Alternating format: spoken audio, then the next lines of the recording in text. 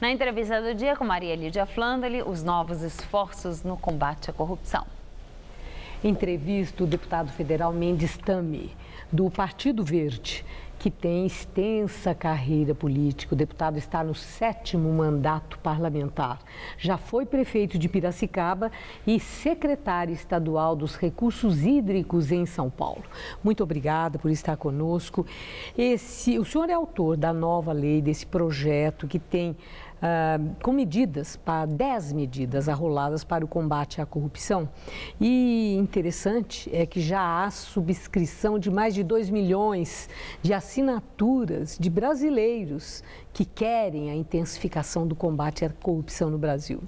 Eu confesso que eu acho intrigante que num momento como esse, em que a Lava Jato tem apresentado resultados com as leis existentes. Aí, por que intrigante? É a indagação que eu faço. Precisamos de mais lei para combater a corrupção? Ou, na verdade, o que é preciso é esse empenho, é a eficiência na aplicação da lei que já existe? A Lava Jato mostrou que nós temos um aparato jurídico suficiente para o ex post, para o depois, para quando o ato de delinquência, o ato criminoso já ocorreu. Quando as pessoas que são delinquentes, que são os corruptos ou corruptores, percebendo os vazios legais, aquilo que os advogados chamam de vacácio legis, os vazios na lei, eles já perceberam os buraquinhos e já cometeram os seus delitos. Aí nós temos uma legislação, mas nós podemos assim mesmo aperfeiçoá-la. O trabalho de aperfeiçoar as leis é permanente. É claro que podemos dar um grande salto com essas 10 medidas que não são de minha autoria, são de autoria do Ministério Público Federal, foram abraçadas pela sociedade civil organizada, que tem ido às ruas, tem feito o seu papel e colheu mais de 2 milhões de assinaturas. Eu sou mero apresentador desse projeto que reúne as 10 propostas. E o que o senhor destaca dentre essas medidas como sendo assim aquela que tem um peso maior ou aquelas de maior peso para a prevenção e combate à corrupção, nesse processo de aperfeiçoamento que o projeto pretende? Há algumas medidas que dizem respeito à prevenção. Na prevenção, nós temos que atuar muito. Há muita coisa ainda a ser feita para prevenir a corrupção. Por exemplo, hoje, a Constituição brasileira prevê que eu posso expurgar, ou seja, eu posso me apropriar e leiloar os bens quando há uma acusação de tráfico de drogas. Ora, se está escrito lá de drogas, é sinal que havendo um tráfico de armas, um tráfico de material genético, um tráfico de mulheres para serem escravas sexuais. Tráfico de influência também? Tráfico de influência. Qualquer outro tráfico eu não posso extirpar, eu tenho que provar. E o ônus da prova cabe a quem alega. Ora, eu preciso, no caso do servidor público, inverter este ônus. Se ele quer ser servidor público, ele tem que provar que ele enriqueceu durante esse período, ganhando aquele salário de servidor público, ele enriqueceu porque recebeu uma herança, porque se justificou perante o imposto de renda, mas o ônus da prova é dele e não de quem alega. Se ele não conseguir provar, aquele bem fica bloqueado para servir de resgate, para servir de reposição, de ressarcimento do dinheiro que foi desviado dos cofres públicos. Esse conjunto de 10 medidas, no somatório, endurece a lei? Endurece. Endurece a lei e não esgota a lei. Nós temos mais de 500 projetos lá tramitando na casa, nas duas casas, na Câmara e no Senado, sobre corrupção. Diversos desses projetos são bons e não estão nas 10 medidas, que não são 10 medidas, na verdade são 18, 19. Elas foram englobadas em 10 assuntos, prevendo mudanças no nosso arcabouço jurídico. Agora, chama atenção isso que o senhor está dizendo, né, de que haja tantos projetos assim, que é até surpreendente o número que o senhor apresentou aqui. Num congresso onde um número tão expressivo de parlamentares tem processos, estão indiciados, são réus ou são investigados. Quer dizer, passa a ideia que existe um interesse e um empenho, mas são pessoas que transgridem na cara dura a lei. Isso.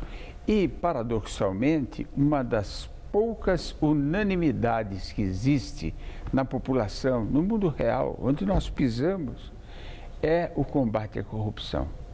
Nós queremos diminuir a corrupção. Queremos fazê-la... Nós quem? O povo.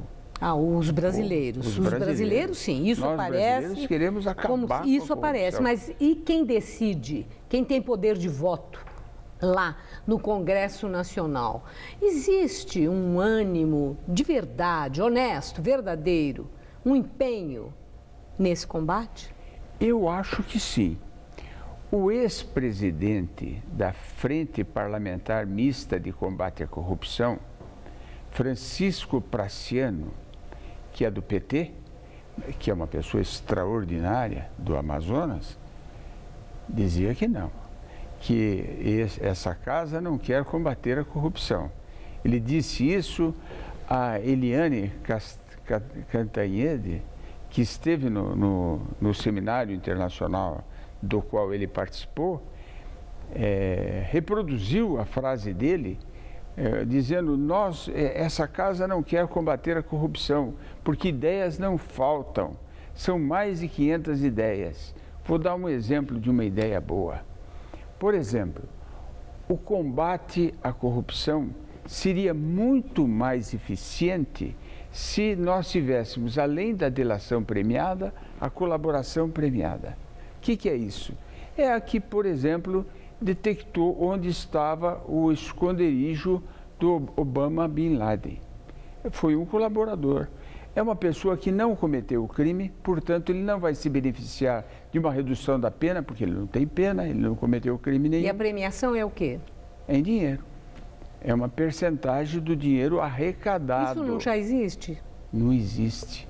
Hoje arrecada-se o dinheiro, devolve-se o dinheiro e a população quer que devolva esse dinheiro. Quer dizer, aí seria sistematizar, já definindo percentual do que seria a premiação para a colaboração espontânea de qualquer cidadão. Isso. Na opinião, inclusive, do Procurador-Geral da União, o Dr. Janot, essa colaboração premiada é um dos itens que está faltando e que não está nas 10 medidas. Razão pela qual essas 10 medidas não esgotam o assunto. E o senhor acha que passa? O senhor acha que os deputados vão se expor ao olhar dos 200 milhões de brasileiros que poderão ser colaboradores, estimulados tanto por um código de valores pessoal, mas principalmente por uma possibilidade de receber um dinheiro expressivo como prêmio? Em primeiro lugar, ninguém acreditava que a lei da ficha limpa fosse passar. E passou.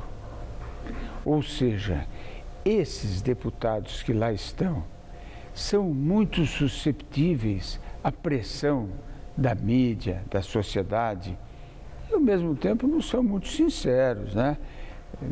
A gente nota que muitos deles, vejam o caso daquele senador que se postava como paladino do combate à corrupção e era um dos maiores corruptos, na verdade. A que senador o senhor se refere? Porque não temos apenas um senador em denúncia. Demóstenes, por exemplo. Demóstenes Toso, que era procurador, por sinal. e se postava de uma forma exemplar.